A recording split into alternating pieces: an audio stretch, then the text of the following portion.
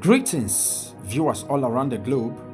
This is Son of David, the voice of heaven. Today, I'm here to teach you. I'm here to help you. I'm here to help you realize that marriage is to be celebrated. Marriage is not bondage. Marriage is not burial ceremony. Marriage is not a battleground. Marriage is not a war zone. And that is why in one of my previous messages, after I taught about polygamy and the rest of them, I taught us the mystery about divorce. And I showed us scriptures that gives you license to put away a woman when iniquity is found in her, and it was very cogent and clear. Please, if you haven't watched or listened to that message, I will advise you to. This one is not for you. And I'm going to drop the link on the comment section so that you will be able to access it easily. Then you come back to watch this, because this is a continuity of that message. God bless you. So, after my previous video about divorce, a brother came to me to lay a complaint, to share his burden, his marital burden with me. So, and then while listening to him, he made me to understand the things he's been going through in his marriage. And one of the challenge he's been facing is the sexual aspects. Each time he makes move, the wife is not always ready. Sexually, he's been starved. It's not as if he's a sexual predator, no. But what should be done between couples, that which is natural, that which you shouldn't dispute or refute, became an issue, and he's been having that challenge for a very long time. And because of that, he was cajoled to go into secret relationship, you understand, to get a girlfriend, which didn't last because God didn't support it, didn't permit it, and he was exposed. The wife got to know, and he apologized and pleaded with the wife. He has been a Christian, but this situation cajoled him into doing this. So he repented and pleaded with the wife to forgive him. For years, this damage refused to heal, even though he has apologized and repented from it and never went back. Now, according to his story, for a reason I'm bringing this, so that those who are victim of this situation, who have similar challenge, will learn from it while I begin to teach from the Bible. So now, he has been experiencing this even till today. Is an issue, and he was tired. He became confused. He didn't know what to do, because religious men taught against divorce, so he couldn't make that move. Are you getting? But after listening to that message, he said his eyes was opened. That is why he summoned courage to come to me and share the burden with me. So I said, what do you now want to do since the case is like this? Have you tried talking to her and all of that? He said yes, but she's so adamant, and she's saying that it's not easy for her. It will take her time to heal. Why the man keeps burning? It will take her time to heal. Why the man keeps burning? Are you getting me? And forgotten to realize her mistake, that it was her recalcitrance and sexual inabilities that prompted the man to do that which she sees as the unforgivable. Are you getting? So now the man has said that he wants to try this last time, like want to keep talking to her, see how he can make the relationship to work this last time. If she does not, then he's going to take a drastic decision. So that was his decision. Now, why am I bringing this here? Because many of you are in this kind of situation. And second, to make this message more practical, yes, I teach you people with clarity, And later, God provides things for me to do more videos concerning what I have taught before for further clarity. And I'm going to play a series of videos where you see marital disaster, you see marital wrestling, you see marital suicide. Yes. And that will help you to understand my message when I said that it is a deliverance message in my previous video. The link I drop in the comment section. So I told you, I said this message is for your deliverance. And I said escape for your life, don't die. You are going to see a young brother and a young sister who perished in one day because of a toxic relationship. That was not the first time they saw signs, no. But that was the day they were swallowed up because they refused to follow the sign nature gave to them. They refused to follow the knowledge nature gave to them. And I told you, Paul said in Corinthians 11, that even the nature teaches. The Gentiles who do not know the law obey the law without the law, but by nature. So nature teaches us, he said in that same Corinthians. So now, I want you to first of all go through these videos. When you are done, this issue concerning this brother now, I will now enter the book of 1 Corinthians chapter 7 and begin to analyze it, to put clarity to everything, both the video you will be watching and concerning the brother's story. So just take your time and go through. Mr. Man, are you Mr. Cletus? Good evening. Hi, madam. Why are you pushing yourself? Who is this man to you? Face me, my friend, want to talk to you. Huh? What happened to your face? He beat you. Mr. Man. Good evening. Mr. Man, your case has been reported at 149 Battalion. You understand? Please dress up now. Dress up, quick. Dress up as I see like this. Sharp. Madam, leave everything you are doing. I know best for you. Who are guarding now? Dress up, sharp, please. Just dress up. Dress up. You can't come and be molesting our Nigerian citizens, you know, and then we are looking at you. Just dress up. Pastor.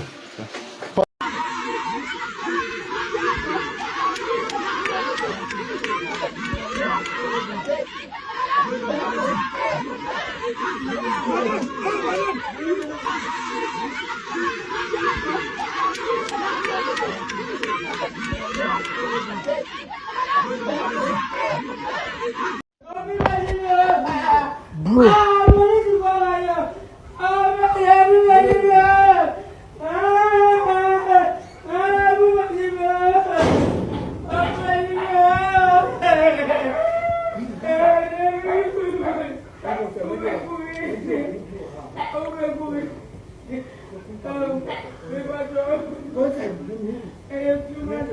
Bro, I don't like what this.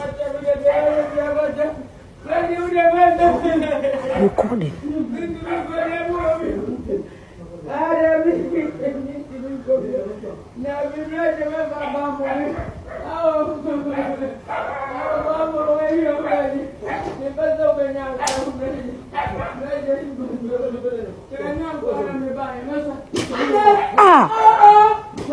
For real.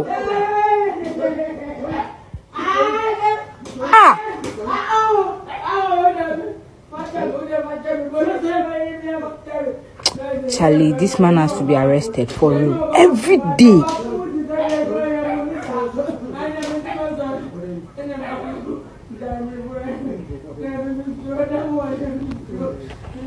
Oh, say. Video. See, baby. These are the babies.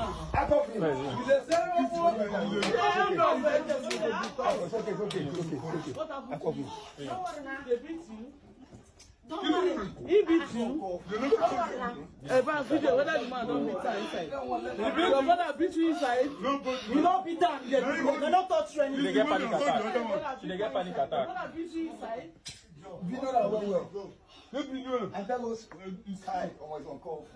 Why you go do this kind of thing? Hold this baby. Why you go do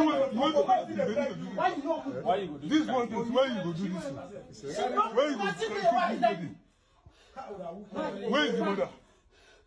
I want to go meet her at the hospital. Where is the mother? I want to go meet her at the hospital. What happened to the mother? What happened to the mother? We actually had issue. Huh? We had issue. Issue. We had issue. Then what happened to her? We had issue. It was rushed to the hospital because of the newborn. You ran to the hospital. I mean, you beat her up. No, we had issue. No, You did not beat her. Because she sustained injury. that what? The mother sustained injury. She's on oxygen right now. She's on oxygen right now. Sister. So what happened? She's having a panic attack. Don't pretend nobody touched her. Nobody touched her. You know what happened? We met her with the other boys. This one is going to You know, say she's on oxygen right now. You people have. She's on oxygen. She know they breathe. Wetin happen?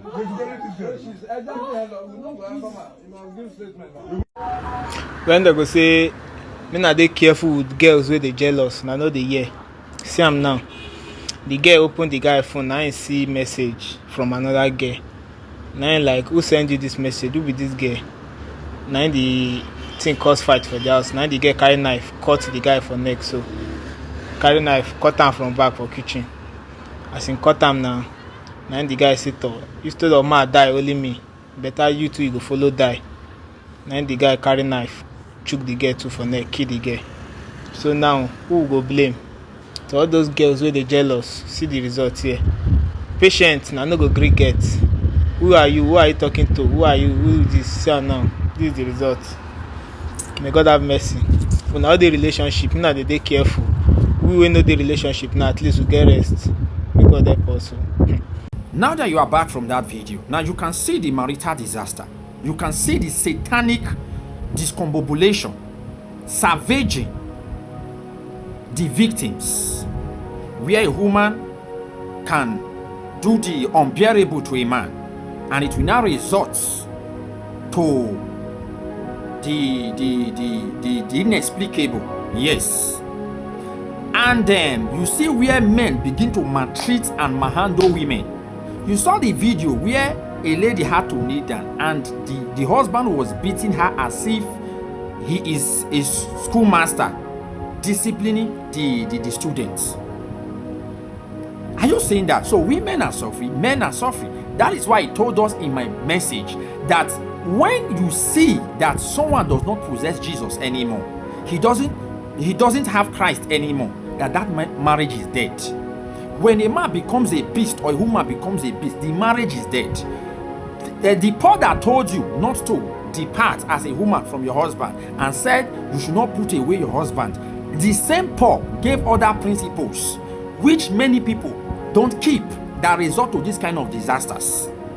And Peter said, be careful of the episodes of Paul, because Paul said the letter killeth, the spirit maketh alive. So him that gave you those letters told you letter killeth. Meaning, if you will understand his message, you must use the lens of the spirits. Peter, who understood that, told you to be careful.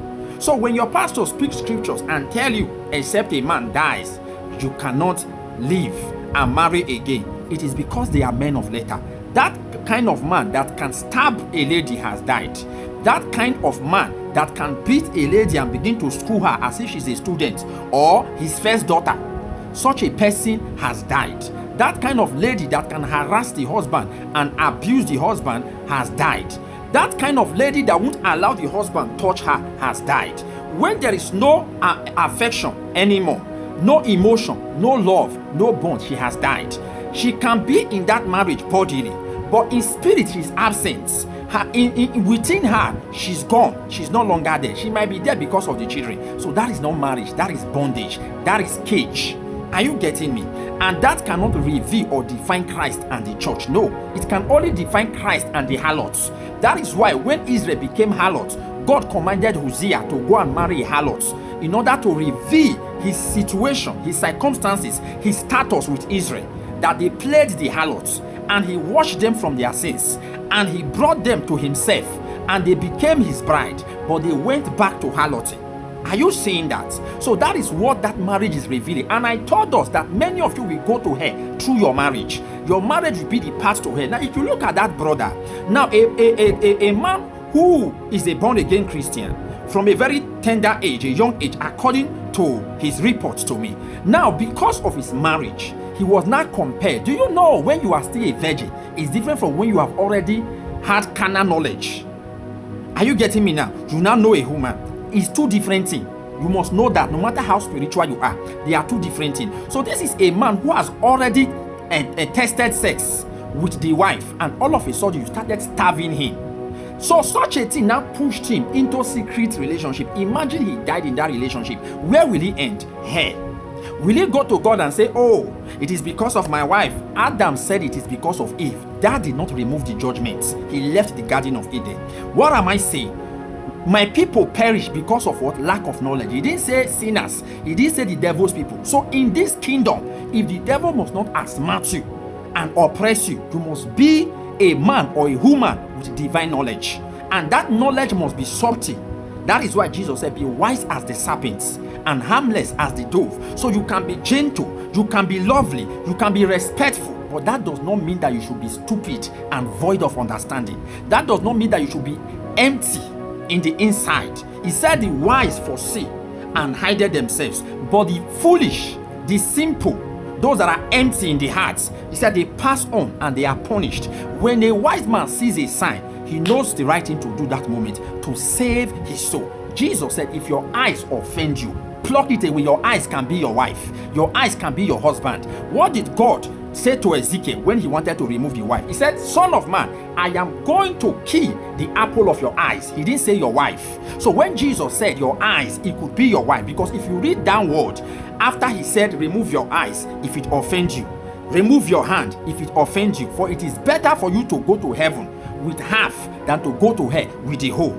He now talked about divorce. He now started teaching marriage. So you should understand that when he said if your eyes offend you, he was laying foundation concerning what he wanted to teach about marriage. So you must understand that your eyes is your wife, your hand is your wife. Why is she your eyes? The apple of your eyes, according to what God said in Ezekiel. Why is she your hand? Helpmate, according to what God said in Genesis. For it is not good that the man should be alone. So let us make a helpmate for the man. Are you following my teaching? Now let's now go to the book of 1 Corinthians chapter 1 downward. Let's see what Paul said concerning fornication and marriage. In regard of this brother's life that I'm using to analyze things, beside the horrific and terrific videos you watch that confirms my message, that makes it more practical, that men are going through hell in the name of marriage, and your generals, who are the devil's successor in this world, who are his representative, keep teaching you nonsense so that you will keep suffering while they keep looting money and begin to enjoy themselves. They teach you nonsense and they can't even keep themselves from sexual activities. Blind shepherd leading blind sheep. 1 Corinthians, starting from 1 and chapter 7, verse 1. Now concerning the things whereof you wrote unto me, it is good for a man not to touch a woman. It is good for a man not to touch a woman. It means illegal sex, illegitimate sex, fornication or adultery. It is good that you don't practice it. Meaning when you practice it, it is bad. So your life can be made bad. Your finance can be made bad. Your joy can be made bad. Your marriage can be made bad. Everything about your life can go bad, can be corrupted, because fornication is corruption. So now, verse 2, nevertheless, to avoid fornication, let every man have his own wife. This was the recommendation Paul gave to the church. To avoid it, because you are still in the flesh, you are not in the spirit completely. Understand the context I'm using. You have not died. You have not traveled to the celestial world. You are still putting on a mortal body. Though we can mortify the body in prayer through the study of the word and the consecrations, but the flesh still speaks. Even Jesus, when he saw his death, the Bible said he became afraid. The sweat that came from him was as thick as blood. He became emotional and he prayed and said, if this cup can pass away, let it pass. Was it not the cup that brought him? Was it not the same cup that made him to rebuke Peter? When Peter said, far be it from thee, he said, go behind me, devil. You are an offense to me, Peter. He said, I must drink the cup that my Father has given to me. But now he was saying, if it can pass away, that was the flesh. But he came back after he mortified the flesh and said, let thy will be done. What am I saying? Paul said to avoid it, let every man have his own wife. Now the brother went to marry to avoid fornication, but the wife is starving him. So what is the wife doing? Is she fulfilling the vision that God brought her to fulfill as helpmates? No.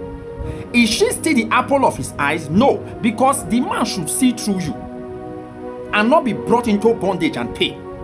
But right now, instead of him to see through you and be at ease, he is afflicted the more, because he can be with you on the bed and get titillated sexually, get sexually aroused, and at the end of the day, he can't touch you. So this makes the issue worse. It is better that he's alone on that bed, yes, than you are with him on the bed and he gets aroused and he can't touch you because you said no. And because he's not a monster, he can't take it by force as other carnal men will do and say, you are my wife, so I can have you and nothing will happen. I paid bride price. So a gentleman, but remember, be wise as serpent, a gentleman. So he's being gentle to fulfill righteousness, but he's dying. And that was what led him again to go and do that which is contrary to the scripture. So is that marriage or bondage? The comment section is open. So now he said, nevertheless, to avoid fornication, let every man have his own wife, and let every woman have her own husband. I go further. Let the husband render unto the wife due benevolence, and likewise also the wife unto the husband. What is he saying? Don't deprive the man of your body. No. Perform your conjugal rights. That is what Paul is saying. You don't have power over your body as a woman, and as a man you don't have power over your body. When the man says I want you, say yes. When the woman says I want you, say yes. That is what Paul is telling you here. The man who told you don't put away, look at the instruction he gave before he said don't put away and don't depart as a woman. But there are people who are not keeping it, and you want me to keep the other one. You are a drunkard. You are not keeping it. He told you don't deny the man your body, and you are denying the man the body, and you are telling me to entangle, to remain in that bondage, so I can keep the law and you will not keep the law, then we remain. What relationship does light and darkness have in common? I'm asking you, what business does light and darkness have? So a man that can rebel against God, or a woman that can rebel against God, what are you doing with that believer that is faithful? So he will suffer, he will be enslaved. So one is Ishmael, the other one is Isaac. So that is why Sarah said, the child of this born woman cannot be co-heir with my child. And God said to Abraham, hearken to the voice of your wife Sarah. And Abraham sent them packing. So a man who came from the loins of Ishmael cannot coexist with a woman that came from the loins of Sarah. A woman that came from the loins of Ishmael cannot coexist with a woman that came from the loins of Isaac. So if you are from Hagar, go and marry Hagar. Yes. If you are from Sarah, then go and marry Sarah. So if I married you when you were still Sarah, and all of a sudden you became vulnerable and hearkened to the voice of Satan like Eve did, I will not go naked with you. Yes. So you are not the one I married, you have died. That's why I told you that letter you read that said until the man dies, the man has died when Christ died in him. God said to Adam, you will die if you eat from this fruit. Adam did not die physically, he died spiritually. So if God told Paul to tell you, except the man died, understand the language of God. The man who died in the Garden of Eden did not die physically at first. So now, I read verse 4. The wife had not power of her own body, but the husband, and likewise also the husband had not power of his own body, but the wife. Verse 5, defraud ye not one the other, except it be with consent for a time, that ye may give yourself to fasting and prayer, and come together again, that Satan tempt you not for your incontinency. Are you seeing that? Except you are fasting.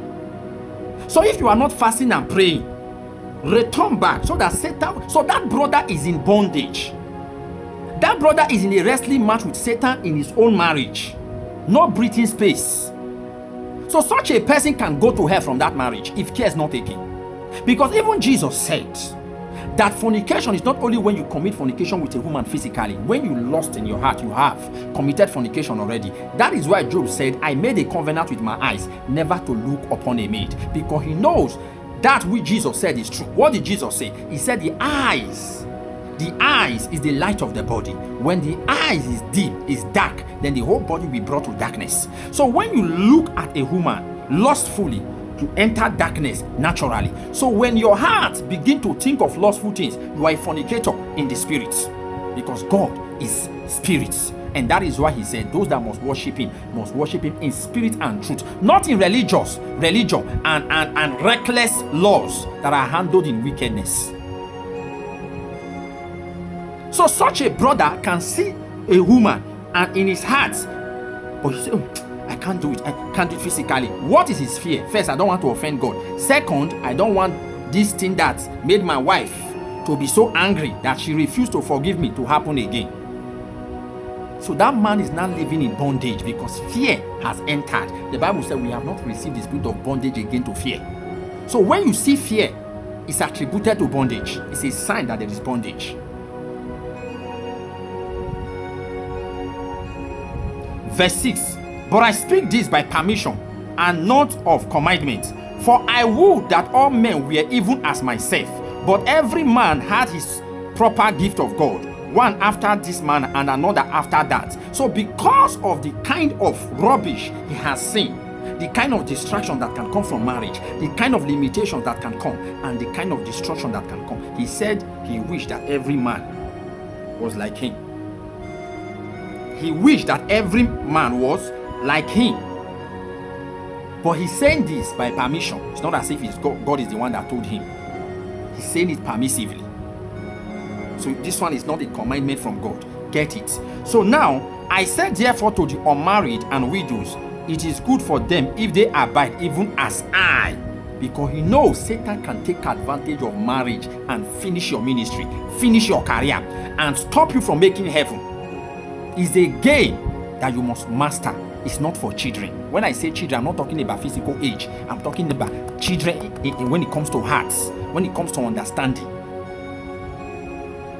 Because great men fail when strange women enter their life. Men with purity became unholy when strange women enter their life. Check the life of Solomon. Men who were taught righteousness from childhood became wicked when strange women entered their life. Check the life of Ahab. Now look at this. Look at this verse 8.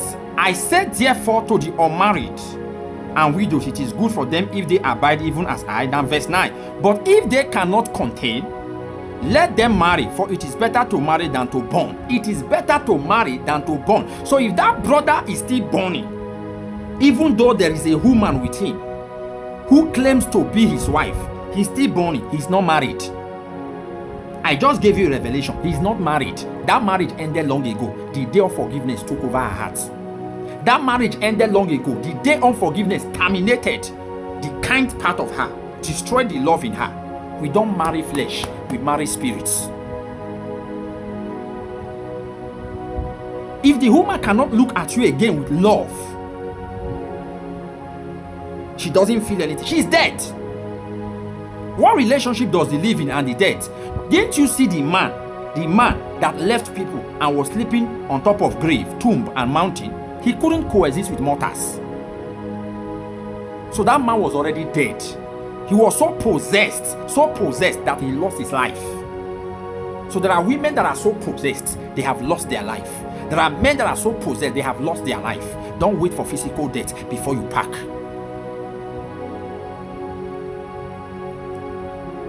But and if she,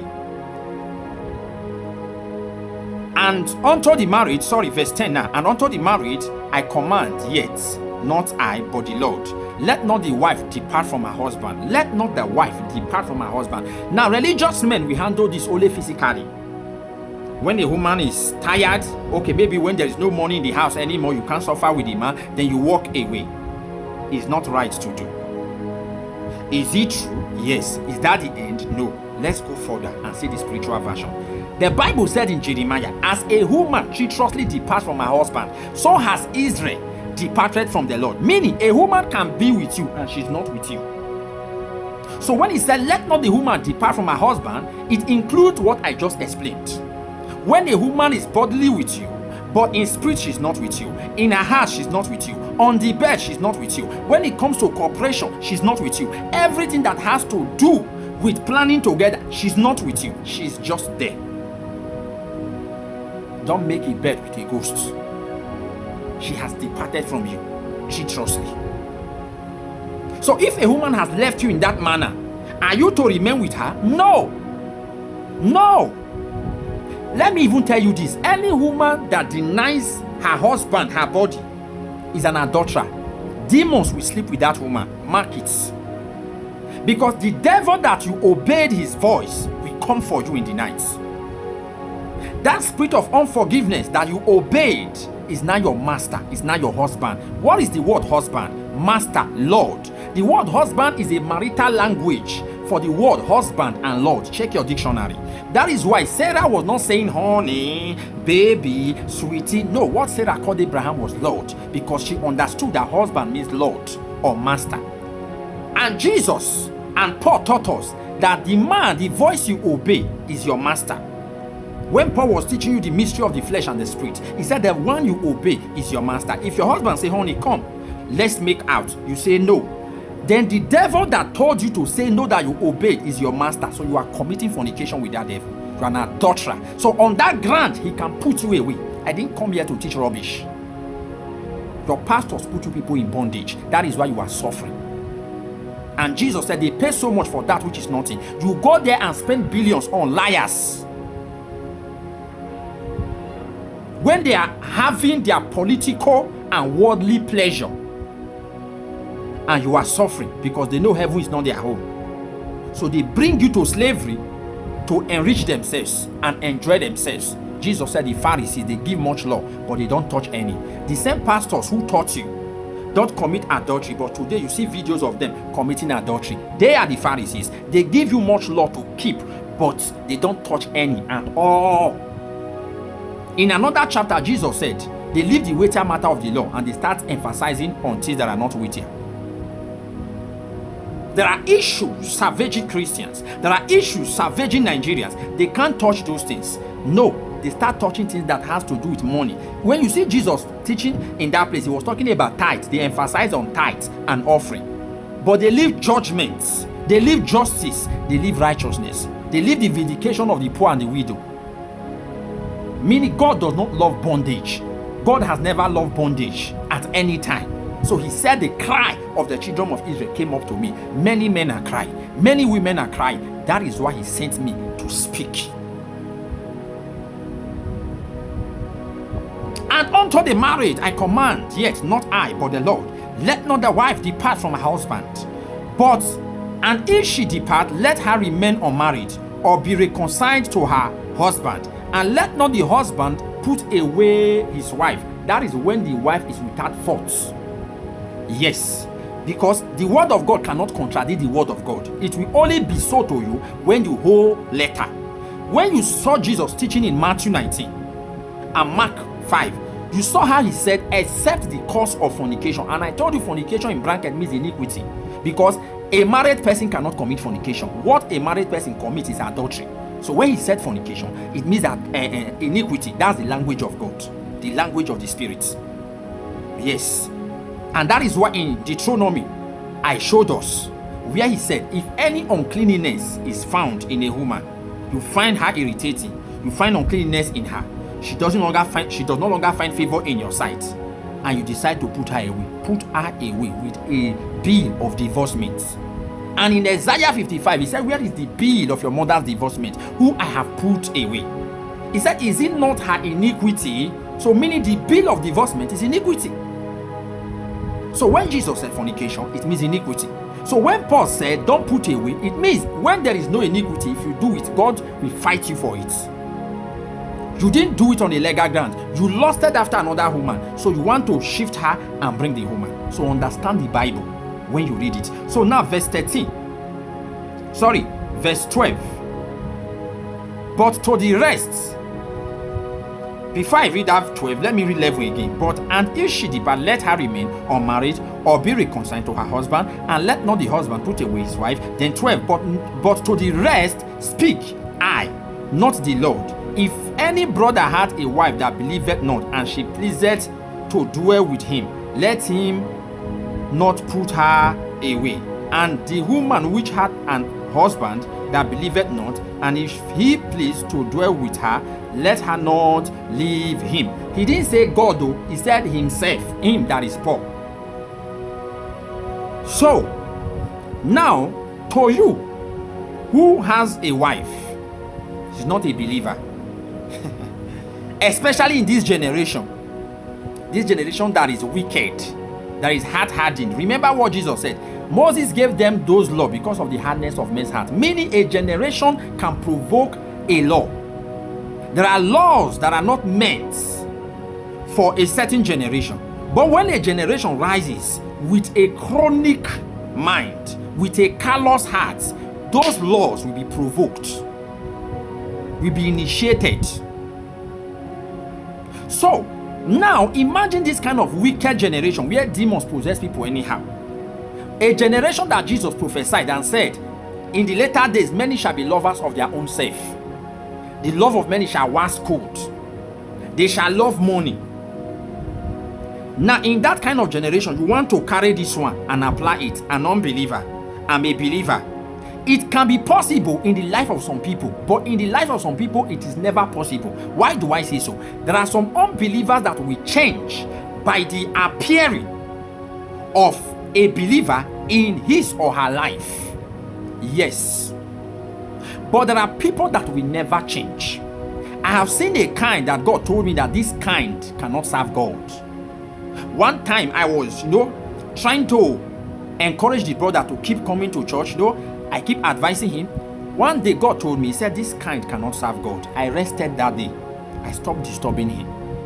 The kind that cannot serve God. So what if you jam that kind that cannot serve God as an unbeliever? You will die. Especially when you have a mighty vision. The devil will so use that partner to finish your life. I've seen women who will grip their husbands, grip them like this, and say you are not going anywhere. For no reason, because they are possessed. You will take them to church and deliver them. The demon will return again because they couldn't obey what Jesus said. Sin no more. Something worse than this will come. They keep sinning and the demon keep coming. And you keep casting, the demon keep coming. There are people who are going through what I'm talking about. You are listening to me and you know that you are a victim of what I'm teaching. Escape for your life. Don't die. That's my message for you today. So Paul told you, this one is just his own idea. Because he knows by his own experience, he saw men who were not believers, but all of a sudden they became believers because they love a believer. So they were warned. Are you seeing that now? That's true. But in some people's case, they can never change. So you have a wife, she's not a believer. You have a husband, he's not a believer, and they have died. That person they used to be before you met them, or when you met them, that person they were, and you love them and marry them, that is not what they are today. They are now vampires. They are now zombies. They have become so dangerous, perilous. They have brought horror and terror into your life. You live in fear. You can't look at your husband in the eyes. You can't look at your wife in the eyes. When you are returning from work, you are afraid. You are afraid. When you go out, you say, praise the Lord. When it is night, you are afraid. When it is daybreak, you say, hallelujah. Oga, madam, I said, by God and by revelation, walk out. You are dealing with a monster. This is my message for you today. He that has ear, let him hear what the Spirit says to the churches. Before I leave you, I must have you know that there is a street called Street in Acts of Apostle. That is the street I am operating from. This is the voice of heaven, Son of David. Wisdom is crying in the streets of youth.